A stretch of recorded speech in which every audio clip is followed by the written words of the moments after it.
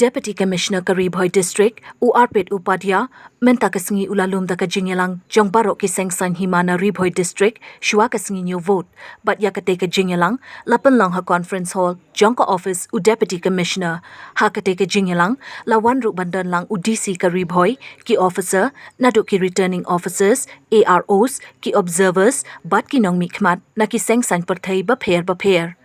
Habakren hakate ka SNGI nakaliang DC ka RI-BHOI ulaong bakate ka Jingelang kalong banyak ren katpang nakabenta ka SNGI Ñiew vote kabanlong lasyay ka SNGI bakum ki padba ba ki Seng Sañ perthai kim day ban penmi kanu ka huri-hura bat nakaliang DC ulapen TREIKAM ru daka kendon an shispa sa pusau CRPC habarok kawai ka RI-BHOI bat lakang persya iki Seng Sañ perthai ban penlong ka Jingelang klem dayo jingbit nakibor badai pe. This meeting was called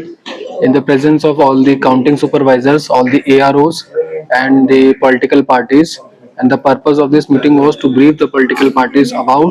various rules of the counting, the protocols of counting, and to clear their doubts, whatever if they are having.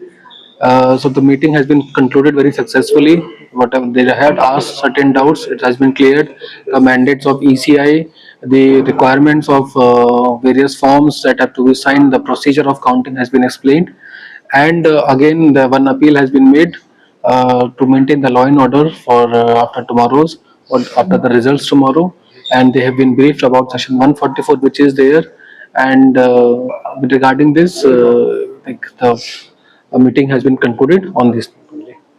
Okay.